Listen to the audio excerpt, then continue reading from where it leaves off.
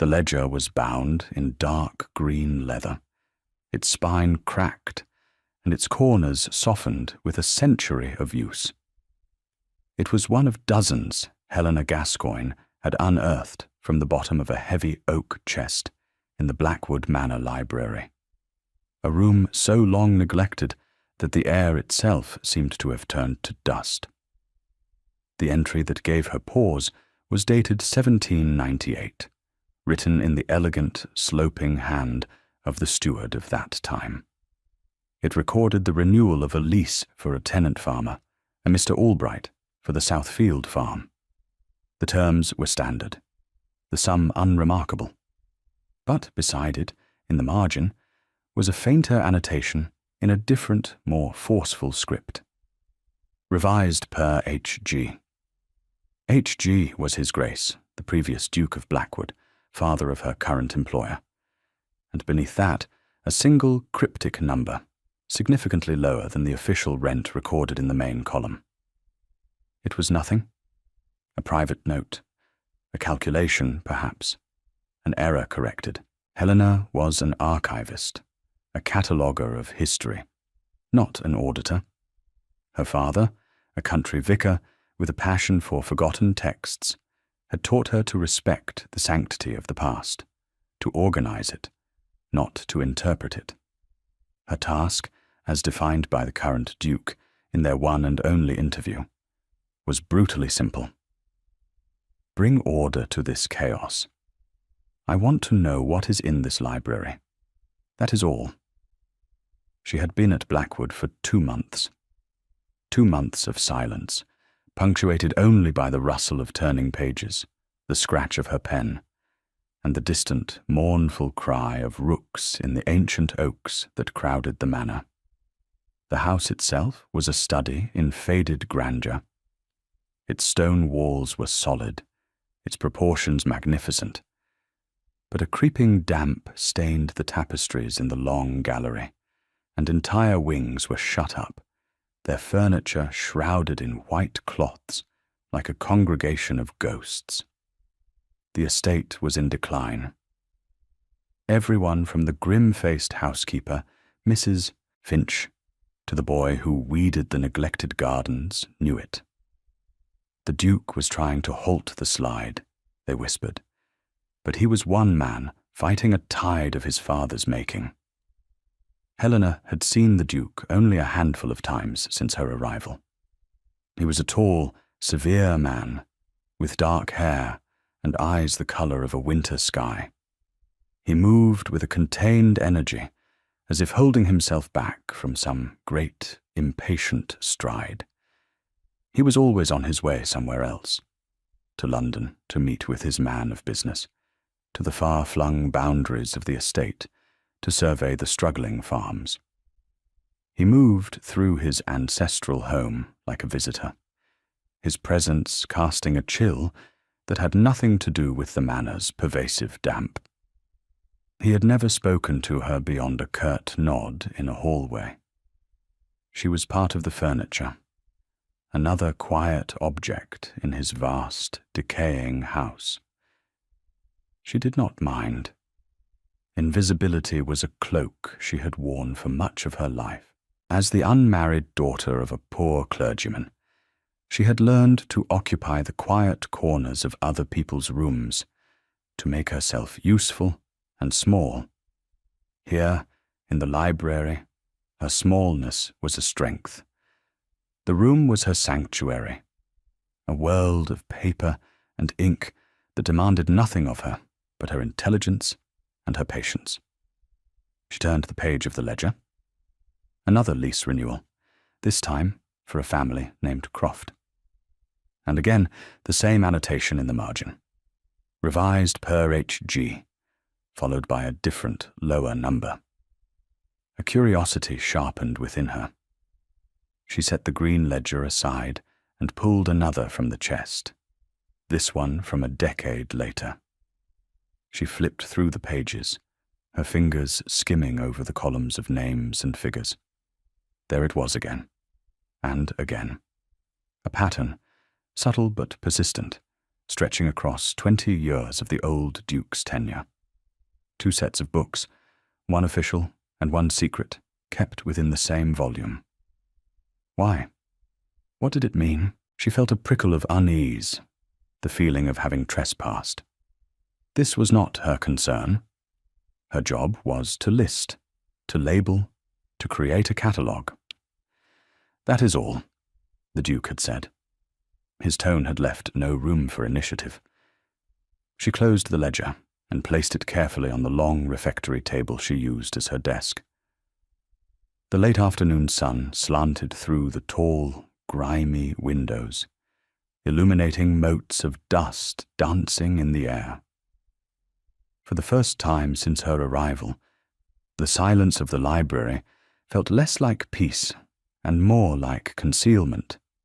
The house was holding its breath. It was keeping its secrets. Over the next few weeks, the small unease grew into a quiet obsession. Helena continued her work, cataloguing the collections of poetry and philosophy. But her mind was on the ledgers. During her breaks, she would return to them, cross-referencing names and dates with other estate documents she found.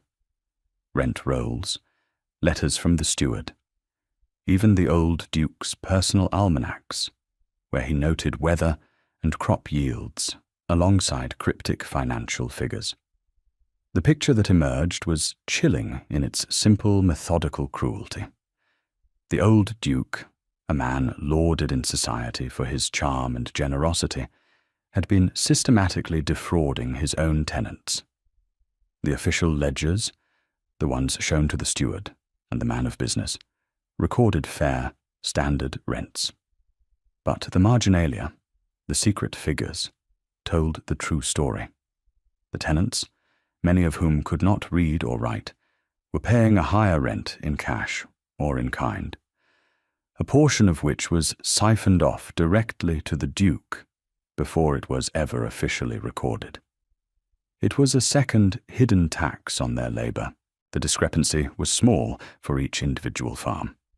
A few shillings here, a few bushels of wheat there, small enough to be explained away as a poor harvest or a fluctuation in market prices.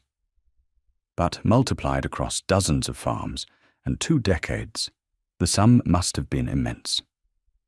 Here, on paper, was the source of the rot. It was not mismanagement. It was theft.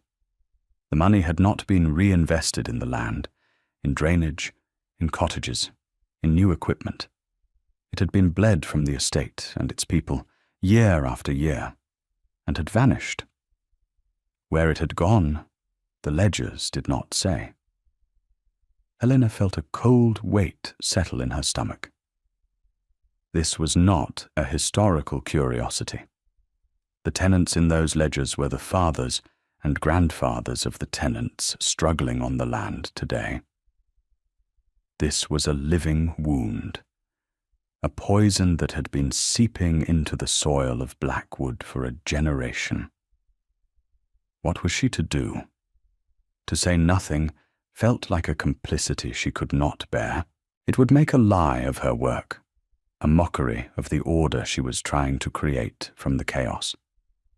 The truth was the most important thing in any archive. But to speak, to whom? The only person with the power to act was the Duke, a man who looked at her as if she were a piece of furniture, a man fiercely protective of his family's name. A name, she was about to tell him, was built on a foundation of lies. She spent a week in silent deliberation, the knowledge a physical weight. Every time she walked past a tenant farmer tipping his cap, his face worn with worry, she felt the burden of her silence.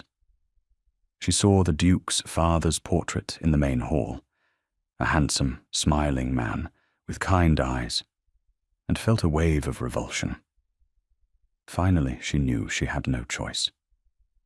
Integrity, her father had taught her, was not a thing you possessed. It was a thing you did. She began to work with a new purpose. She did not merely think about the evidence. She assembled it. She took clean sheets of paper and transcribed the damning entries, creating a clear, chronological summary of the fraud. She noted the ledger numbers, the page numbers, the dates. She worked late into the evenings, the library lit by a single oil lamp, the vast room falling into deep shadow around her. The house seemed to watch her, its silence now expectant. When she was finished, she had a slim, damning dossier. It was cold, factual, and irrefutable. Holding it in her hands, she felt a tremor of fear. This piece of paper could destroy a man's memory and threaten the future of his son. She took a deep breath. It was time.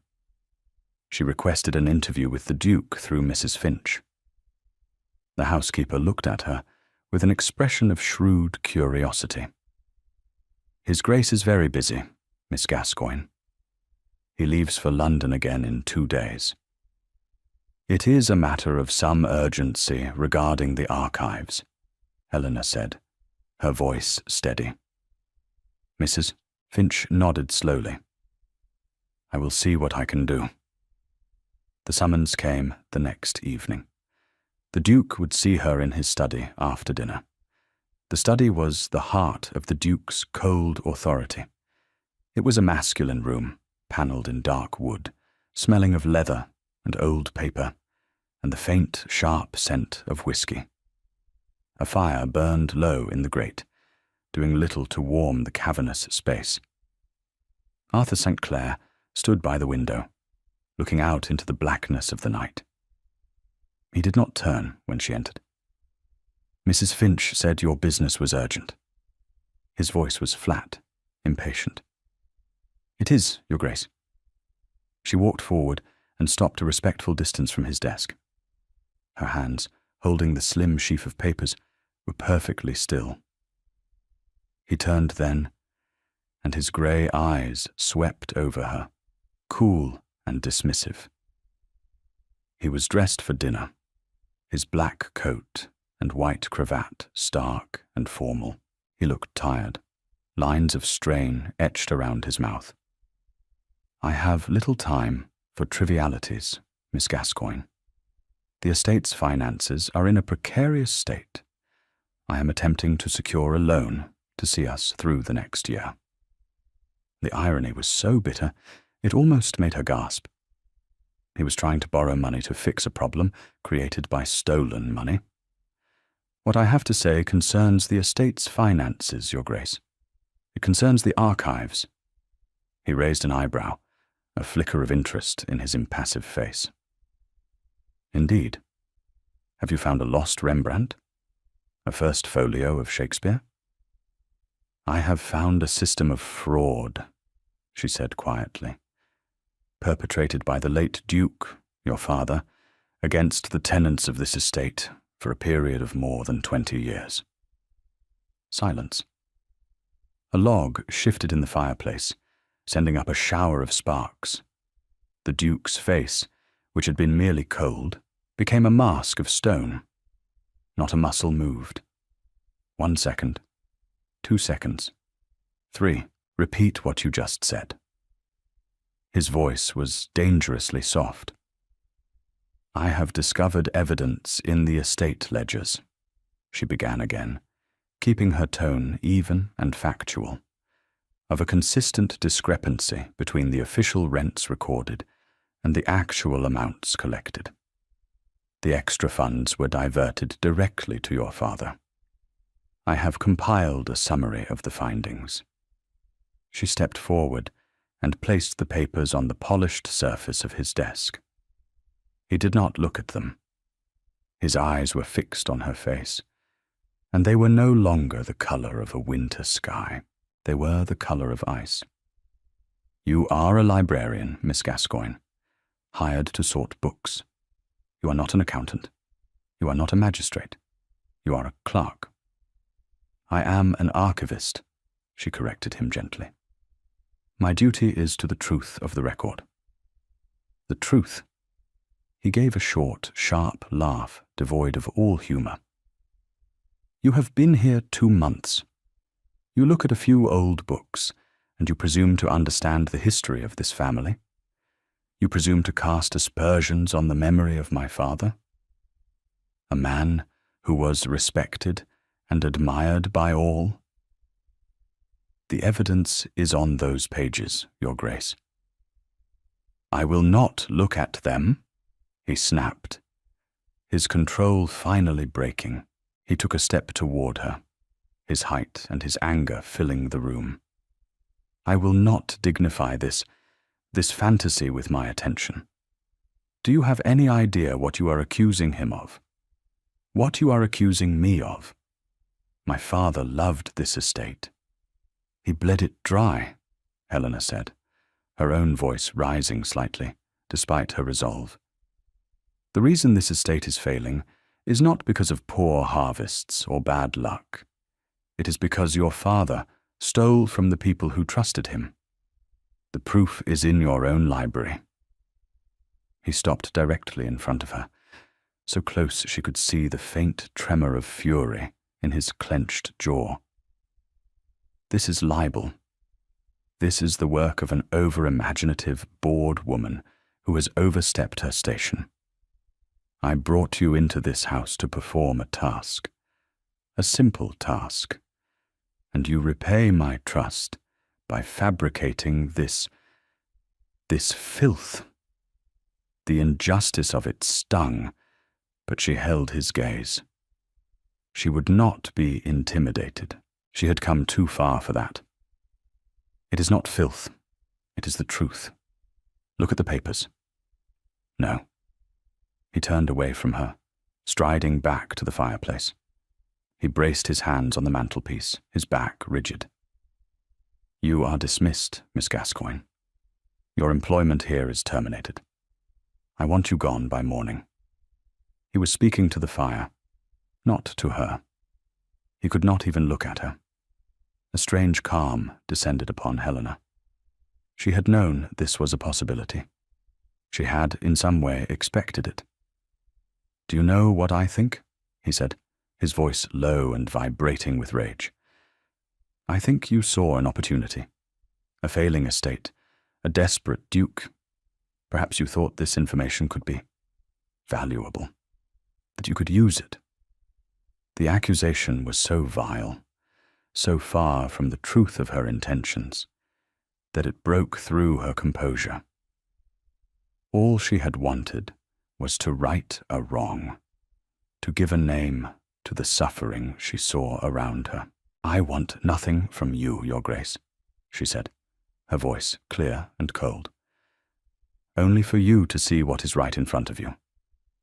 He finally turned back, his face a sneer of aristocratic contempt. I see a disloyal employee who I was foolish to hire. I can hire 50 like you. The words hung in the air between them, brutal and dismissive. 50 like you. 50 quiet, impoverished, educated women who could be hired and fired at a great man's whim. In his eyes, she was not a person. She was a function, a replaceable part in the machinery of his life. And in that moment, something inside Helena Gascoigne settled into a hard, clear certainty. She had done her duty. She had brought the truth to light. He could choose to be blind, but she would not stay to watch him. Then do it, she replied. Her voice was not loud, but it cut through the tension in the room like a shard of glass. She turned, without another word, and walked toward the door. She did not look back. She heard the sharp intake of his breath, a sound of pure shock, as if he had expected her to weep, to beg, to protest. She did none of those things. She simply opened the door, stepped into the hall, and closed it quietly behind her, leaving the Duke of Blackwood alone with the truth he refused to see. Arthur St. Clair stood frozen, staring at the closed door. The quiet click of the latch was louder than a gunshot in the sudden, ringing silence of the study. Then do it. The sheer, unmitigated audacity of it. He had expected tears, hysterics, a pleading for her position. He had expected a woman of her class to crumble. She had not crumbled. She had simply agreed with him and left. His fury, which had been a hot, roaring fire, banked into something colder and heavier. He strode to his desk, his hand hovering over the sheaf of papers she had left there. His first instinct was to sweep them into the fire, to watch the neat, damning script blacken and curl into ash, to erase her words, her accusation, her very presence from his house. He was the Duke of Blackwood. His father had been the Duke of Blackwood. Their name, their honour, was the bedrock on which this house, this land, this life was built. And this woman, this nobody, this penniless vicar's daughter, had dared to strike at its foundation. He sank into his chair, the leather groaning under his weight. His father's portrait loomed over the fireplace, the painted eyes full of benign confidence, the mouth curved in a gentle aristocratic smile. The man in that portrait was a pillar of his community, a patron of the arts, a beloved landlord. Arthur had grown up in the shadow of that public adoration. He had loved his father, even as he had been intimidated by him. After his father's sudden death 5 years ago, Arthur had inherited the title, the estate, and the crushing weight of expectation. And the debts. So many debts. He had spent 5 years fighting a losing battle. Every investment failed. Every harvest seemed to fall short. The estate was quicksand, pulling him under. He had assumed it was his father's lack of business acumen, a gentleman's carelessness with finances. He had never, not for a single moment, suspected malice. His eyes fell back to the papers on his desk. Miss Gascoigne's filth. With a surge of angry resolve, he snatched them up. He would read them. He would read them and find the flaw, the misinterpretation, the leap of logic that would expose her fantasy for what it was. He would prove her wrong, and in doing so, justify the righteous fury he felt. He began to read. Her handwriting was as clear and precise as her speech. A summary of discrepancies in the Blackwood estate ledgers, 1795 to 1815. She had organized it by tenant, by year. Tenant, Albright, John. Farm, Southfield. Ledger 7, page 45.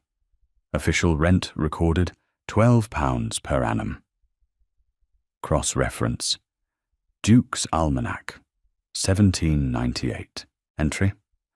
Albright paid in full, £18. Margin note. Southfield surplus to London account. Arthur's breath caught. The London account.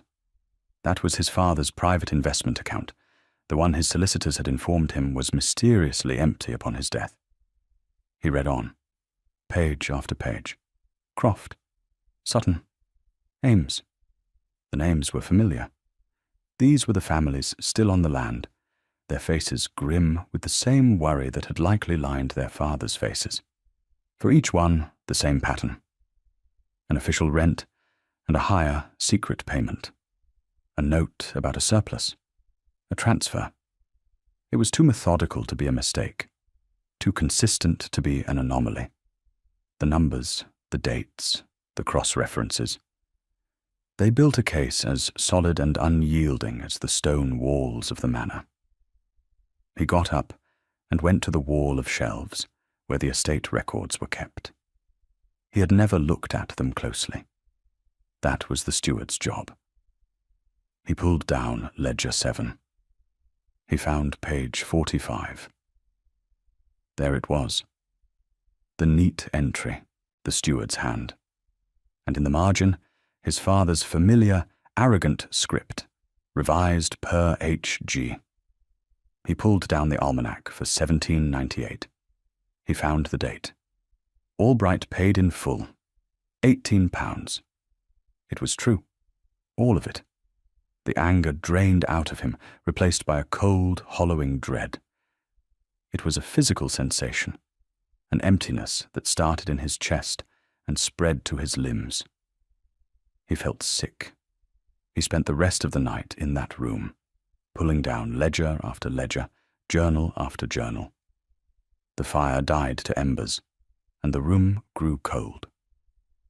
The first hint of a grey dawn began to creep through the windows. He did not notice. He was surrounded by the evidence of his father's meticulous 20-year campaign of theft against his own people. The man in the portrait was a stranger, a liar, a thief who wore the mask of a gentleman. The respect he had commanded was a sham. The love Arthur had felt for him was for a fiction. And the rot. The rot was not financial. It was moral. His father had not mismanaged the estate. He had gutted it. He had treated the tenants not as partners in the land, but as a resource to be plundered.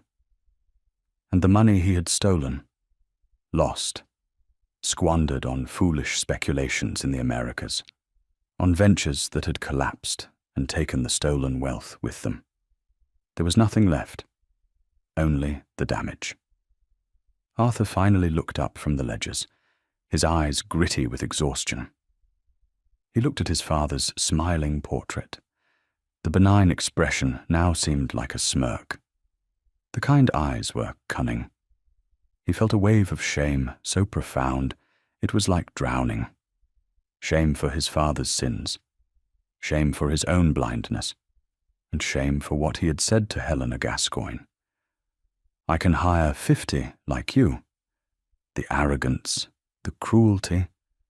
He had treated her with the same casual disdain his father had treated the tenants.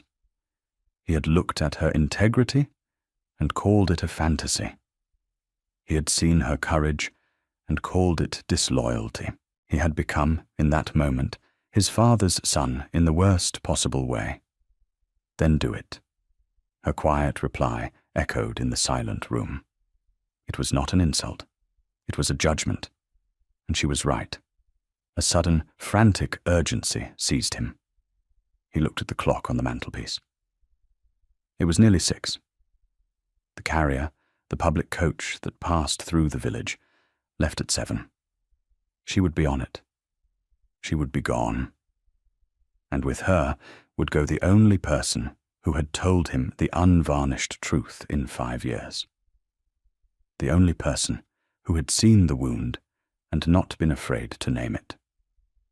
He stood up, his limbs stiff. He did not bother to change his clothes or call for a servant. He walked out of the study, through the silent hall, past the portrait of the man he no longer knew, and out the great front door into the cold, damp morning air. He did not know what he would say. I'm sorry, felt pathetic, inadequate. But he knew he had to try. He had to stop her. Not just for the estate, for himself.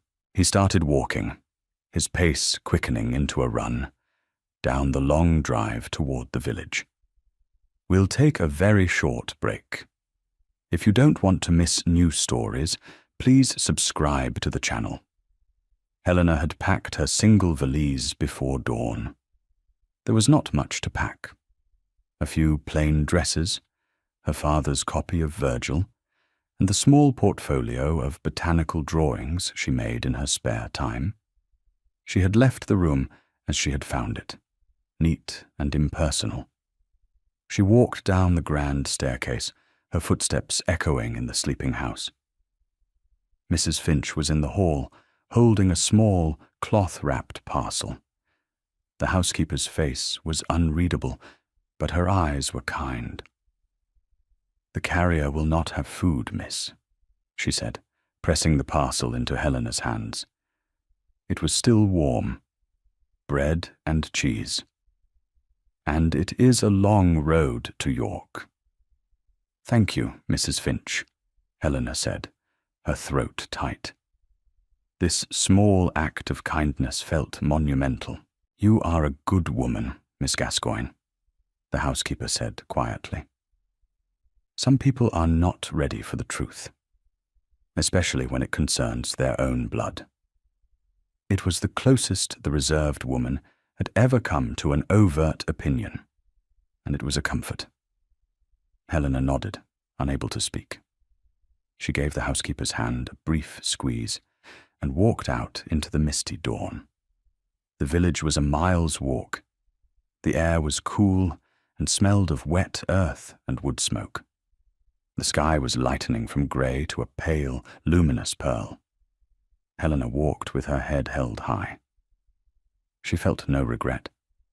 She felt a clean, sharp sadness, but also a sense of release. She had done the right thing. The consequences were not hers to control. She reached the crossroads where the carrier stopped just as the old coach was rattling into view. A few other passengers were waiting, their breath pluming in the air. She took her place among them, her valise at her feet, and waited. She did not see him until he was almost upon her, a figure, running down the road from the direction of the manor. He was dishevelled, his formal evening clothes creased, his hair uncombed. He was breathing heavily, his face pale with exertion, and something else, something she could not name. The Duke of Blackwood slowed to a halt a few feet away from her. The other waiting passengers stared, their mouths agape at the sight of the Duke, in his dinner attire, running on the public road at dawn. He ignored them. His eyes, no longer icy, were fixed on her. They were filled with a desperate, raw exhaustion. He did not say he was sorry. He did not apologize for his words, for his anger. He just looked at her, and in that look she saw the entire, devastating story of his night. She saw the collapse of his world. "You were right," he said, his voice hoarse. That was all. 2 words. The carrier pulled to a stop, the driver calling out for passengers. The others began to board. Helena stood still, her heart pounding. "Don't go," the Duke said. It was not a command. It was a plea. "Stay." He took a breath, searching for the words. "Help me make it right. Help me make it right." It was not an offer of employment. It was an invitation, an admission of need. He was no longer the cold, arrogant Duke from the study. He was a man standing in the ruins of his own history, asking for help to rebuild. The coach driver shouted again, impatiently. "Are you getting on or not, miss?" Helena looked at the coach, the symbol of her escape, of her return to a life of quiet obscurity. Then she looked back at the Duke. She saw the weight he carried, the shame, and the dawning resolution in his eyes. To leave now would be to abandon not just him, but the tenants of Blackwood, the very people she had sought to give a voice to. Her work was not finished. It had only just begun. She turned to the driver. "No," she said, her voice clear. "I am not." She picked up her valise. The Duke made a move to take it, but she shook her head slightly. She would carry her own burdens. They walked back toward the manor in silence. The sun was rising now, breaking through the mist, casting long, golden shafts of light across the fields. It felt like the first day of a new world. The days that followed were unlike any that had come before at Blackwood. The Duke, Arthur, as he insisted she call him, did not retreat to his study. They worked together in the library, the scene of their confrontation, now the headquarters of their restoration. The great refectory table was covered not with Helena's neat cataloguing notes, but with maps of the estate, copies of leases, and columns of figures. Arthur cancelled his trip to London. A loan would be another lie, he said, staring at the numbers. Borrowing money to pay back money that was stolen. It's a phantom chasing its own tail. We have to pay the debt from what we have. What they had was very little. The truth had a high price. To make restitution, to repay the tenants for 2 decades of systematic theft, would mean selling off nearly everything that was not entailed with the estate. A townhouse in London, a collection of paintings, his mother's jewels, his father's prized collection of classical sculptures. Arthur did not hesitate. He wrote the letters to his man of business with a grim, steady hand. Each sale was a blow to the family's prestige, a public admission of failure. But he did not flinch. "Let them talk," he said to Helena one evening, as he signed away a portfolio of stocks. "Let them whisper. It is better than living a lie." Helena's role shifted from archivist to advisor. She was the keeper of the truth, her clear memory and organized mind the engine of their work. Together, they calculated the debt owed to each family, factoring in the years, the lost potential, the quiet hardship. Then came the hardest part. They had to tell the tenants. Arthur decided to do it himself, face to face. He asked Helena to come with him. "I need you there," he said, his voice low. "As a witness, so they know it is not just another one of a duke's promises." They went from farm to farm. It was a pilgrimage of shame. At each cottage, Arthur would stand before the tenant farmer, men with weathered faces and suspicious eyes, and he would confess. He did not make excuses. He did not soften the blow. "My father, the late Duke, stole from your family," he said to the elderly Mr. Albright, his voice devoid of its usual aristocratic cadence. "For 20 years, he took money that was rightfully yours. I am here to tell you the truth and to begin to make it right." The reactions varied. There was shock, disbelief, a deep, simmering anger that had been buried for a generation. One man, whose father had lost his farm entirely, simply stared at Arthur and then turned his back. He did not want the money. The wound was too old, too deep. But most listened. They listened to Arthur's quiet confession, and they looked at Helena, standing beside him, her presence a silent confirmation of his sincerity. They saw a duke unlike any they had known, a man who was not hiding behind his title, but who was using his power to dismantle a lie. Slowly, painstakingly, new leases were drawn up. Fair leases. Debts were forgiven. A portion of the stolen money was repaid, with a promise of more to come as assets were sold. It was not a perfect solution. Money could not erase years of hardship or restore a lost generation's trust. But it was a beginning. In the midst of this shared, difficult work, something began to shift between Helena and Arthur. The formal distance of employer and employee dissolved, replaced by the easy intimacy of partners. They ate their meals together, not in the cavernous dining hall with its long, lonely table, but in the small morning room, or sometimes on a tray in the library when they worked late. Helena saw a different man emerge from the cold shell of the Duke. She saw his quiet determination, his unwavering commitment to his difficult path. She saw the flashes of dry wit that surfaced when he was exhausted.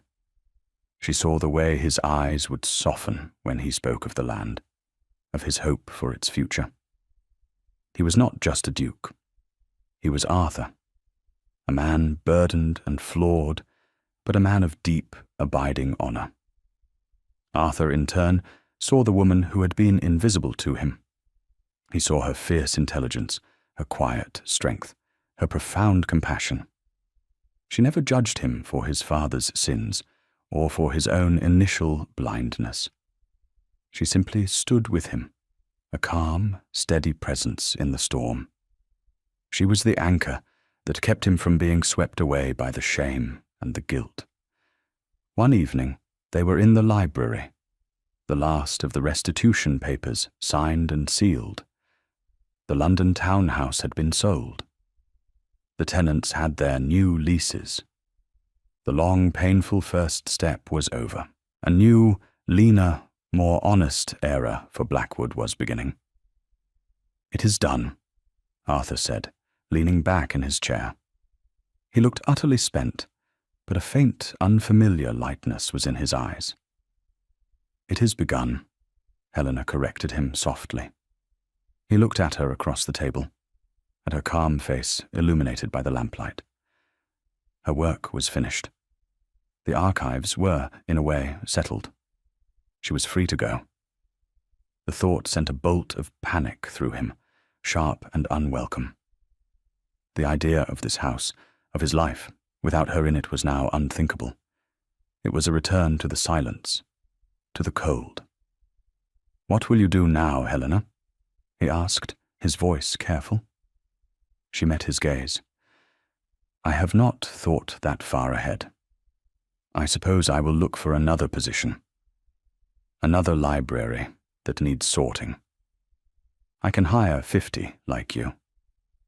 The memory of his own cruel words twisted in his gut. He could hire 50 librarians, perhaps. But there was only one Helena Gascoigne. "I have another position in mind," he said, his heart hammering against his ribs. "If you would consider it." She waited, her expression calm, giving nothing away. "This house, this estate, it needs more than a duke. It needs a conscience. It needs a heart." He stood up and walked around the table to where she sat. He did not touch her. He simply stood before her, his vulnerability a raw, open thing. "I need you, Helena. Not as an archivist, not as an employee, as my wife, as my partner. In this, in all of it." Helena looked up at him. The great Duke of Blackwood, asking, not commanding. The love she had, quietly, unknowingly, been cultivating for him, bloomed in her chest, warm and certain. It was not a love born of ballrooms or flirtations. It was forged here, in this dusty room, built on a foundation of shared work, mutual respect, and the slow, difficult pursuit of truth. She did not answer with a flurry of words. She did not need to. She simply reached out her hand and placed it over his on the table. A small gesture that changed everything. He covered her hand with his other, his grip firm and warm. Something moved at the corner of his mouth. Not quite a smile. The almost. And in his eyes, the color of a winter sky, she saw the promise of a spring thaw. Epilogue. 1 year later. The library at Blackwood Manor was no longer a tomb of forgotten secrets. Its windows were clean, and the afternoon sun streamed in, illuminating the spines of books that were now meticulously ordered. The long refectory table was still there, but it was now used for estate meetings, for planning the planting of new orchards and the mending of old stone walls. The house was breathing again. Helena, now the Duchess of Blackwood, stood by the window, looking out at the gardens. A year ago, they had been a wilderness of weeds. Now, under the care of 2 new gardeners, the rose bushes were pruned, and the first snowdrops were pushing their way through the cold earth. The recovery was slow, painstaking. Blackwood would not be a great and wealthy estate for a generation, if ever. The sales had curtailed their fortune significantly, but it was solvent. It was honest. It was healing. She heard a footstep behind her and turned. Arthur stood in the doorway, shrugging off his heavy riding coat. He had been out with the tenants, inspecting the new drainage ditches in the low fields. His face was weathered by the wind, and his boots were muddy. But he had lost the haunted, driven look he'd worn when she first met him. He looked like a man who belonged to his land. He came to her and put his arms around her waist, pulling her back against his chest. He rested his chin on her shoulder, and together they looked out at the awakening garden.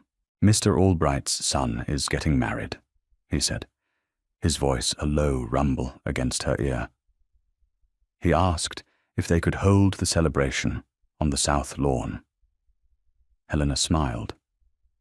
A year ago, the tenants would not have dared ask for such a thing. A year ago, the Duke would never have considered it. "And what did you say?"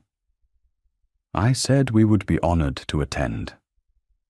They stood in comfortable silence for a moment. The chill of the old house was gone, replaced by a quiet, settled warmth that had nothing to do with the fires in the hearths. They had shortened the great dining table, selling off the extra leaves. Their dinners were no longer lonely affairs at opposite ends of a vast expanse of polished wood. They were conversations. "Do you ever regret it?" Arthur asked quietly, his gaze on the distant hills. "This life? It is not the one a duchess is meant to have. There is no London season, no grand balls." Helena turned in his arms to face him. She put her hands on his chest, feeling the steady beat of his heart. She thought of the life she might have had. A quiet, lonely existence in the corner of someone else's house, always on the periphery, always invisible. Here, she was seen. She was known. She was loved. "I have never been happier," she said, and it was the simple, unvarnished truth. He bent his head and kissed her. It was not a kiss of frantic passion, but of deep, abiding peace, a kiss of homecoming.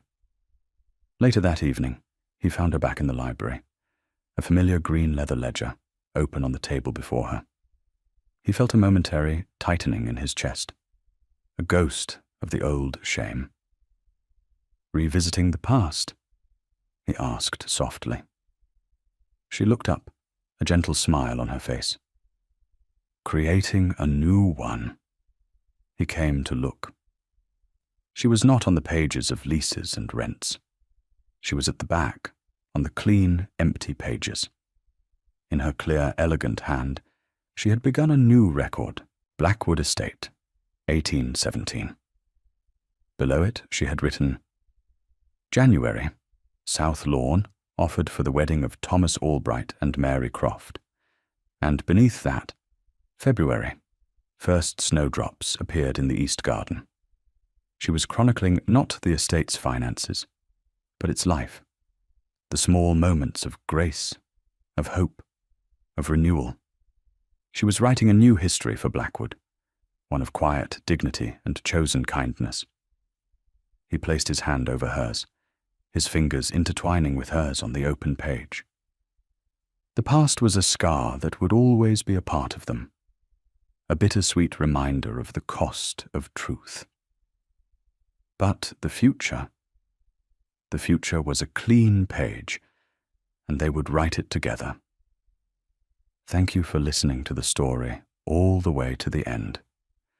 Please tell us which city you're watching from, and what the story made you feel. Don't forget to subscribe so you won't miss new stories.